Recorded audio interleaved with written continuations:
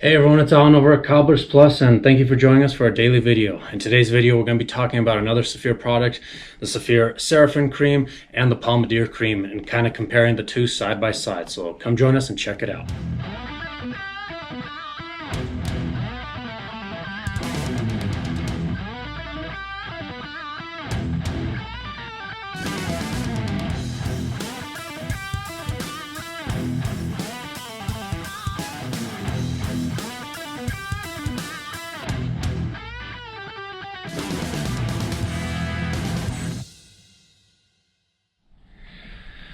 So if you're familiar with Saphir, if you're an avid shoe enthusiast, or if you're new, Saphir is one of our favorite brands here at our shop at Cobblers Plus, and we definitely have to talk about the colored creams in particular. Colored creams obviously are something a little bit different than your waxes, and it's different than your regular conditioners. When you start introducing color pigments such as the Seraphim cream here from the Beaute du Cuir line and the Pomadir cream from the Medaille Dior line, or other brands as well, you're introducing color pigment. Now that doesn't mean it's going to change the color of your shoes, at least not drastically. So it's one of those that you're just helping restore the color a little bit more than a lot of those other waxes and other creams would do. When you start introducing the color, it's going to do a little bit of color restoration, or a fair amount, like the Saphir line in particular. Their pigment in particular, the color pigment, is a lot more concentrated than in a lot of other brands out there. Now that doesn't mean that it's going to again change the color of your shoes. If you use, say, a light brown on a black pair of floor shines like we're featuring here today, or if you end up using, let's say, this mahogany color on these purple burlutis that we're also featuring today, it doesn't mean it's going to change the color, not at least drastically. Not the first round, maybe not even the second round. It might slightly change a slight shade, but it's not going to do a crazy amount like, say, dye would in particular. Dyes are going to be a lot stronger, whether it's a spray-on type or alcohol-based or oil-based or whatever it is, acrylic as well. Those are going to change the color drastically. Where cream polishes that are color coated, or come in a color in other words, they're going to be more of restoration. That's their job. With Saphir in particular, both these products here, obviously you can tell there's visible difference between the two, but they're very similar. They're a little bit different as far as, well, a whole lot different visibility wise. This is the Saphir Seraphim, which is basically the colored cream line. This is from the Beaute du Cuir line in particular from Saphir. It's their blue label stuff, which is still great. It's far more superior than a number of other products out there on the market. The pigment, again, is stronger, but it's not going to be so strong and overpowering that it's going to end up drastically changing your shoe color. Maybe over a period of time, if you're constantly using that different shade or color, it's going to start showing the changes. Now, the Seraphim in particular, it's one of those that there's a larger quantity of colors. As you can tell, I've got a couple here, and just the browns in particular. And these are a few of the medium to light browns, and it's just a few of them. There's 4 right here up on our shelf over here. We've got a handful of other browns. There are odd colors like blue and black, and a lot of other ones as well. So, with the Seraphim line, you're definitely going to have more options and variety. Where with the Pomadir from the Medaille Dior MDO line, there's fewer colors. Listed on one of their catalogs or in a number of other places, it says that there are 12, but I think they're actually up to about 13 or 14. I believe this year they added 1 or 2 more colors. And so they may add more down the road, but they're concentrated this brand, well, not brand, but this line's color creams in particular, to concentrate on the quality aspect of it, the ingredients and the concentrated pigments and everything. And so they just picked out what are the most popular colors, because Saphir's anticipation and understanding is that the color is never going to be perfect. You grab a pair of shoes, say like these purple burlutis, you're going to get the purple one from here, or if you get the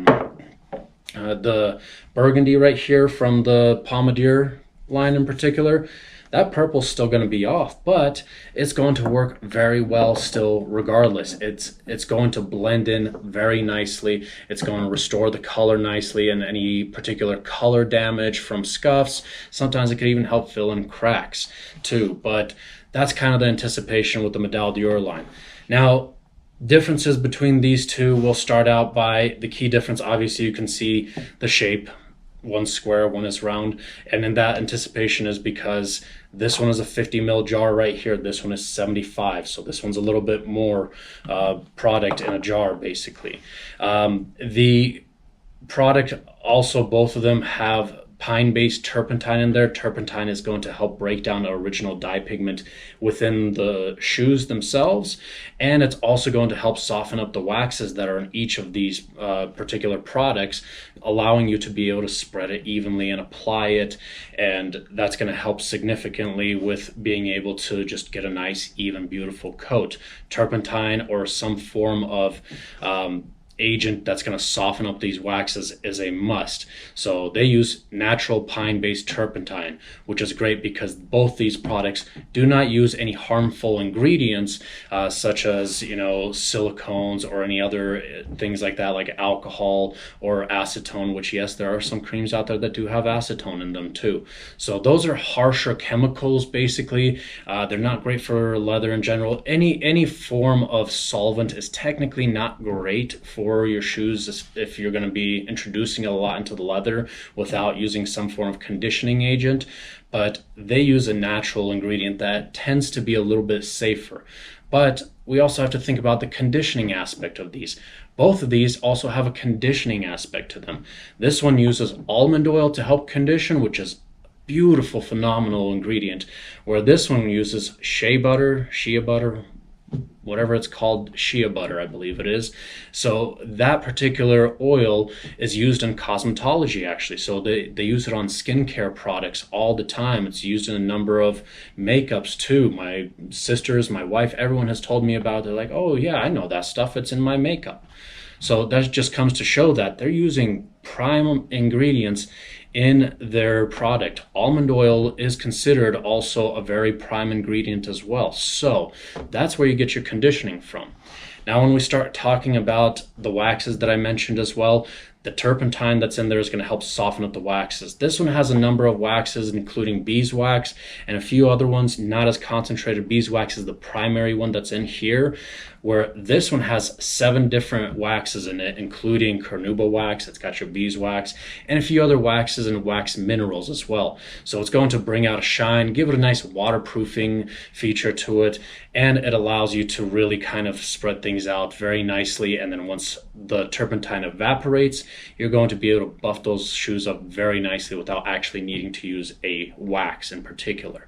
Both of these are significantly better products out there than some of the things that a number of people have been using for years. I used to use Miltonian for many years. I grew up with the stuff. I did a previous video saying it's gone. When I started using this stuff, it's phenomenal, amazing. I did not realize that, hey, just because there's a bit of a premium cost on it, that you're going to see a huge difference. With Saphir's products, and this is across the board on all their product, less is more. So this jar will outlast Miltonian or other products out there that have been around for years that are no longer even around or still around.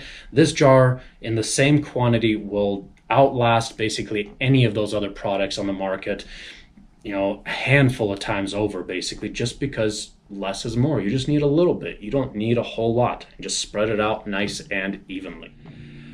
Now, obviously, you know, this product is something that is kind of an add-on. You know, we mentioned, we talked about the Saphir Renovator, we talked about conditioners, waxes as well. Because there are so many color options of shoes out there, it's not necessary to always go for the colored creams. You're definitely going to have a little additional benefits to it because there's more waxes in both of these compared to a number of other products out there. More color pigment is going to help restore the color and enrich it a little bit. And also the wax is going to help not only bring out the shine, but give it some waterproofing features too on your smooth leathers. And so, you know, if you're kind of new to footwear in general, try to kind of take it easy, in other words, on trying to get a bunch of colors matching every pair of shoes. Obviously you can do that if you like, that's your choice, by all means go ahead and do that. But your base key products you definitely want to start out is with a conditioner and maybe some form of wax to touch up the shine. Now when you have some significant damage, you could take it to a professional like a cobbler or a shoe shiner or somebody who's a friend who's an avid shoe enthusiast and has basically a whole lineup of shoe care products.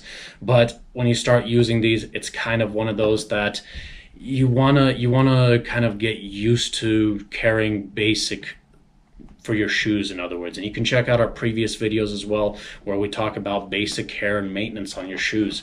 This is kind of that next step up of trying to restore the color, because you want to try to get as close as possible to original. Obviously, you will never be able to find the exact same shade, but you still want to try to get as close as possible if you're trying to restore it. If you try to do something along the lines of changing the color, I highly advise first talk to your local cobbler or shoe shiner, or even message us or talk to anybody that's more experienced about changing or doing a custom patina job on a pair of shoes before you jump into it. Because again, this does have turpentine. If you start rubbing an area, that turpentine is going to start acting as a cleaning agent, and it will start actually removing some of the original dye pigment out of your beautiful shoes. If you want to experiment for yourself and you just want to try it out and jump into it, by all means you could do it, but I highly recommend starting out with something a little bit on the lower cost spectrum. Not a pair of Florsheim Imperials in particular. These are, by the way, Florsheim Imperials, not standard ones. So these are highly prized, and not a pair of Berlutis also. Start out something very light, you know, thrift store purchase, eBay purchase, wherever you got them. Maybe somebody gave them to you and they might not even be your size or something. Experiment with that first beforehand. But definitely a well-worthy investment as you start evolving your knowledge about taking care of shoes. You're a little more experienced. Get a couple of standard colors. Start out with, you know, light brown, medium brown. Dark browns are not too common, I've noticed. Not a lot of people mess with that. Light brown might be a little iffy. Just find your comfort zone. Maybe it might be easier for you to take care of your dark browns. But start out with maybe 3 colors. Black is almost a must, and maybe 2 different browns, or whatever type of color that you tend to have more of. 3 to start. You're phenomenal. Or even just 1 if you just need to touch up your black shoes frequently. But black obviously is like a must. Everyone's got at least 1 pair of black shoes. You know, I've only probably met 2 people that said, oh wait, I don't actually have a pair of black shoes, which is kind of interesting to hear. But still, anyways, you know, back to the subject. Hopefully this answers some questions. Obviously you can see I got little stacks here. There are more of the Saphir products behind me. I've got a lot more over here as well from the Beaute du Cuir line. These are only a small handful of the color options and particular products that they have. The Pomadier cream, although they are the same thing, they do have different names. Keep that in mind. This is the Seraphim cream from the Beaute du Cuir line. This is the Pomadier cream from the Medaille Dior line. But they technically are like siblings or cousins, in other words, in the Saphir line. In other words, they both are after doing the same exact process for caring for your footwear. So keep that in mind on those. Seraphim cream, you can easily spot that. The Medaille Dior Pomadier cream is a little bit more difficult because Saphir is kind of known for making similar things. These products may look very similar right here, but they're actually very different. This is your Pomadier cream. This is for your smooth leathers. This is the oiled leather from Saphir. The way you tell is read the lid up top. The Pomadier cream will not say Pomadier cream. It says cream 1925 on there. So definitely keep your eye out for that if you're shopping around, if you're at your local cobbler shop or wherever you get your Saphir from. Keep an eye out for that so you don't accidentally grab the wrong thing. If you're trying to take care of and maintain your full grain leather, something that's smooth like these ones that we have here, that is a smooth grain finish. It's just smooth, in other words, just your basic standard leather. It could be box leather, it could be your full grain, corrected grain. It's smooth, all right? You'll be perfectly fine. If you start getting into the oiled leathers, if you're getting into certain suedes and stuff like that, that's a whole nother category. Do not put these on anything else. I don't even recommend them on shell cordovan because of that turpentine. Obviously, maybe sometimes you might need a touch-up color, but there are other options for shell cordovan in particular. This is a warning. Please try to avoid using these products right here on your shell cordovans. I know a number of you gentlemen out there who own a few pairs of shell. Try using this same product. Shell cordovan is a membrane. It is not leather. It's very different, so please do not use these products on that. Stay tuned for another video that I'll be talking about the proper products on what to use for your shell cordovans. Otherwise, in the meantime, if you really need an answer quickly, just send me a message. I'll be happy to answer it. But otherwise, if you can be a little bit patient, I'll get around to doing a video talking about shell cordovan in particular.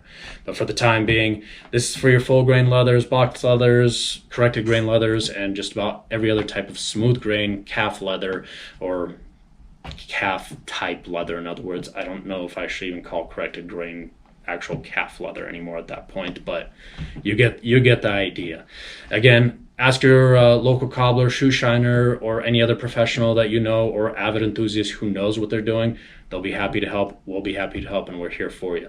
Any questions or comments, leave them down below. I'll be happy to answer them and try to get to them as well. Be sure to subscribe and hit that notification bell icon to be notified when we have our daily videos to talk about different products. I'll be answering some questions on our weekly update of what's going on in our shop. That's usually on Fridays. And if I see any kind of questions in particular that I was not able to get to in the comments section, I'll be getting to them in the video. So don't get upset if I didn't respond to your comment.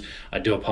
It is starting to get a little hectic for me to respond to some of those, but that just means there's a good chance that I may end up mentioning it in one of my weekly videos of the update in the shop. So thank you for watching. Give me a thumbs up if you enjoyed it, and we'll see you next time.